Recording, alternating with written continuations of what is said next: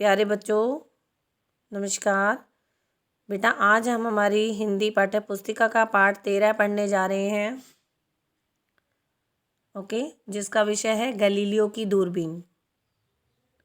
Open your book, open page number 109 sorry. Let's start बेटा।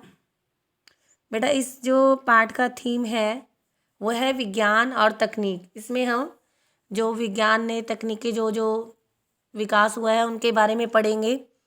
और इस पाठ के जो लेखक हैं वो कौन हैं? टीवी वेंकटेश्वरन। ओके, उन्होंने लिखा है ये पाठ। इसमें हम गैलीलियो के बारे में पढ़ेंगे, जो कि जिन्हें दर्शन शास्त्र का भी गहन अध्ययन किया था। वह धार्मिक प्रवृत्ति के व्यक्ति भी थे, पर उस समय के लोगों की तरह कट्टर विचारवादी नहीं थे। Okay, let's start. लगभग 400 साल पहले की बात है। सन 1610 में एक छोटी सी किताब छपी थी। खगोल शास्त्र की दुनिया में उसने तहलका मचा दिया था। खगोल शास्त्र क्या होता है बेटा? क्या कहते हैं खगोल शास्त्र को? जो अंतरिक्ष के बारे में जानकारियां देने वाला जो शास्त्र होता है वो क्या कहलाता है? खगोल शास्त्र। ओके, इतनी खलबली मची कि उसने इसके लेखक को जिंदगी भर के लिए अपने घर में नज़रबंद कर दिया गया। यह गैलीली की किताब सिड्रस नंशियस थी। क्या था नाम उनकी किताब का? सिड्रस नंशियस। इसमें उन सब चीज़ों का जिक्र था जो गैलीलियो ने आकाश में अपने दूरबीन टेलीस्कोप से देखी थी। गैलीलियो ने ऐसा क्या देखा और कहा कि उसे इतनी बड़ी सजा मिली? यह जानने से पहले यह जाने कि पहली दूरबीन कैसे बनी। तो सबसे पहले हम जानेंगे दूरबीन कैसे बनी। ठीक है। हैंस लिपेरहे हॉलैंड के एक चश्मा साज थे, चश्मा बनाने वाले। एक रोज़ उनके आसपास खेलते बच्चों ने खेल में एक लेंस पर दूसरा लेंस रखा और उससे देखने लगे। ऐसा करने से दूर की चीज़ें बहुत बड़ी नज़र आने लगी थी और लिपेरहे ने यह भी देखा। इस पर विचार किया और एक अनघड़ सी दूरबीन बना ली। अनघड़ क्या होता है? विधि के अनुसार भली प्रकार न बनी हुई। ठीक है, आगे है बेटा गैलीलियो का प्रवेश। इसमें गैलीलियो का प्रवेश, उसके बाद क्या हुआ? दूरबीन को सभी लोगों ने हाथों हाथ लिया, क्या वैज्ञानिक और क्या आम आदमी। एक दूरबीन पाना सभी की पहली चाहत बन गई। मतलब सभी जो थे वो दूरबीन पाना चाहते थे। कुछ लोगों ने इससे आकाश का अवलोकन भी किया, मतलब देखा। एक अंग्रेज भौतिक शास्त्री, उन्होंने दूरबीन से चांद को देखा और उसकी तस्वीरें बनाई। कब बनाई थी? 1609 अगस्त में। सूरज के धब्बों को भी देखा। वो कब देखा गया था? 1016 में, दिसंबर का महीना था। वैसे तो गैलीलियो ने भी ऐसे ही अवलोकन किए थे, लेकिन हैरियट और उनके काम में एक बड़ा अंतर था। आगे है बेटा, गैलीलियो यह जानना चाहते थे कि दूरबीन काम कैसे करती है। दूरबीन काम कैसे करती है? जल्दी उन्होंने जान लिया कि चांद कितनी बड़ी दिखेगी, चीज़ कितनी बड़ी दिखेगी। सॉरी, यह आँख के पास लेंस अवतल और दूर वाले लेंस उत्तल। जो पास वाला लेंस है उसको अवतल कहा जाता है और जो दूर वाला है उसको उत्तल। ठीक है, के पावर के अनुपात पर निर्भर करेगा। उस वक्त चश्मा बनाने वाले आमतौर पर कुछ एक पावर के लेंस ही बनाते थे। इससे दो लेंसों के पावर का अनुपात उतना ही नहीं हो पाता था जिससे दूर की चीज़ बहुत बड़ी देखी जा सके। गैलीलियो ने पाया कि मौजूदा लेंसों से तो किसी चीज़ को 3 गुना तक ही बड़ा करके देखा जा सकता है। तो गैलीलियो ने खुद लेंस बनाए। इनसे वे चीज़ों को 9 गुना तक बड़ा कर देख पाए। इसमें और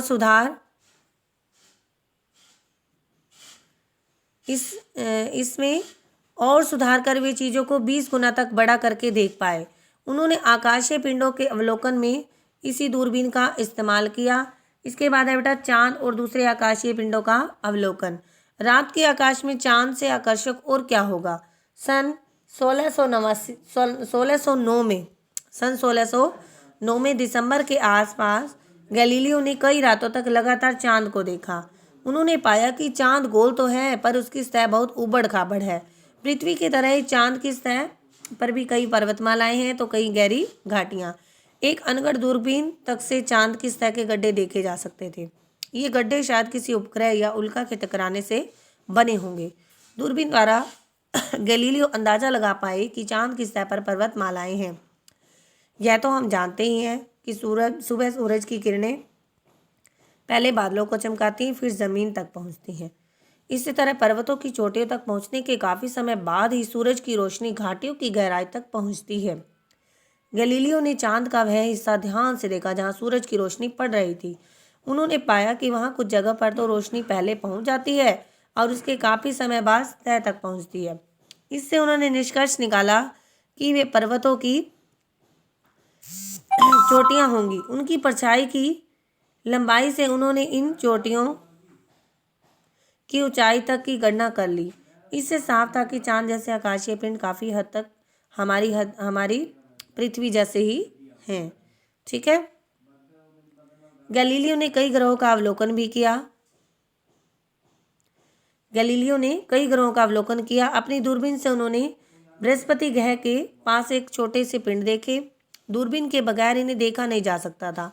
लगातार कई रातों तक इस ग्रह का अवलोकन करने के बाद उन्होंने पाया कि असल में इन पिंडों की संख्या तीन नहीं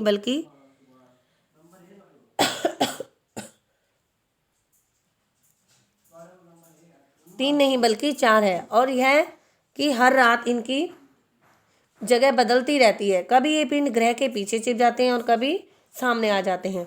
जनवरी 1610 में उन्होंने एकदम सही अंदाजा लगाया कि ये तारे दरअसल बृहस्पति के चांद हैं और उसके इर्द गिर्द उसी तरह घूमते हैं जैसे हमारा चांद पृथ्वी के चक्कर काटता है। क्लियर? आगे बेटा, गैलीलियो ने फिर अपना ध्यान उन पर लगाया जिनकी रात के आकाश में भरमार है, यानी तारे। गैलीलियो का कहना था कि पृथ्वी से इतनी दूर होने के कारण प्रकाश का बिंदु स्रोत लगते हैं। तारे जो है प्रकाश का बिंदु स्रोत लगते हैं। फिर उन्होंने अपनी दूरबीन का रुख आकाश गंगा की ओर किया। वहाँ उन्हें हजारों ऐसे तारे दिखे जिन्हें अब तक देखा नहीं गया था। इससे साफ था कि ब्रह्मांड उतना ही नहीं है जितना आंखों से नजर आता है। गैलीलियो और उनकी दूरबीन यही नहीं रुके। उन्होंने शनि के इर्द गिर्द एक संरचना देखी। बाद के सालों में इन्हें शनि के छल्ले कहा गया। महीनों तक उन्होंने शुक्र ग्रह का अवलोकन करने पर पाया कि यह ग्रह भी उसी तरह घटता बढ़ता है जैसे हमारा चांद। आगे है बेटा, आज हमें यह लग सकता है कि इतनी जबरदस्त खोजों के कारण लोगों को गैलीलियो को हाथों हाथ लेना चाहिए था, लेकिन ऐसा हुआ नहीं, क्योंकि यह तब की बात है जब माना जाता था कि आकाशीय पिंडों और पृथ्वी के बीच एक बड़ा अंतर है। आकाश बदलता नहीं है, वह दोष रहित और पूर्ण है, जबकि पृथ्वी में लगातार बदलाव हो रहे हैं। पृथ्वी की सूरत को बदलने वाली कई चीज़ें हैं, बारिश, हवाएं, कटाव आदि, लेकिन आकाश में मुश्किल से ही कुछ बदलता है। हर रोज पूर्व से सूरज उगता है, चांद घटता बढ़ता है, गुम हो जाता है, फिर दिखता है और बढ़ता है। सूरज पृथ्वी के चक्कर काट रहा है, लेकिन तारे अपनी जगह पर स्थिर लगते हैं। उस वक्त माना जाता है कि आकाश और पृथ्वी के नियम अलग अलग हैं और वे एक दूसरे पर लागू नहीं हो सकते हैं। अरस्तु के बताए आकाश और पृथ्वी के अंतर 2000 सालों तक लोग सच मानते रहे। ऐसे में जब गैलीलियो ने कहा कि चांद की सतह में भी पृथ्वी की सतह जैसी ही खोट है, सूरज में धब्बे हैं यानी उसमें भी खोट है, कभी कभार दिख जाने वाले धूमकेतु भी आकाशीय पिंड है, उनका दिखना न दिखना भी किसी उससे बंधा है, ठीक है, किसी नियम से बंधा है। तो यह एक गहरा धक्का था। वही सारी चीज़ें जो आकाश को धरती से अलग और उत्तम बनाए हुए थी, उन्हीं पर सवाल खड़े किए गए। बृहस्पति के चांद की खोज ने भी सवाल खड़े कर दिए, क्योंकि यहाँ 4 ऐसी आकाशीय चीज़ों के होने की बात की गई थी जिनका जिक्र धार्मिक ग्रंथों में कहीं नहीं था। इससे यह भी पता चलता है कि आकाशीय पिंड पृथ्वी के अलावा अन्य ग्रहों के इर्द गिर्द भी चक्कर काटते हैं, जबकि अभी तक तो यही माना जाता था कि खगोलीय जो पिंड हैं वो केवल पृथ्वी की परिक्रमा करते हैं, यानी वे नियम जो पृथ्वी पर लागू होते हैं वही आकाश पर भी लागू होते हैं। सूरज पर धब्बों की बात से तो गैलीलियो का दोहरा नुकसान हुआ। एक तो इन्हें देखने से उनकी आंखों की रोशनी चली गई, दूसरे सूरज में भी खोट दिखाने की बात से तो जैसे आसमान ही सिर के बल आ गिरा था। अवलोकनों की मदद से गैलीलियो ने वैज्ञानिक गणनाएं की और हमारे ब्रह्मांड के बारे में काफ़ी सही अनुमान लगाए, लेकिन उसकी घोर निंदा हुई। यूरोप के कट्टरपंथियों ने गैलीलियो के अवलोकनों को अपने द्वारा गढ़ी आकाश की छवि पर हमला माना।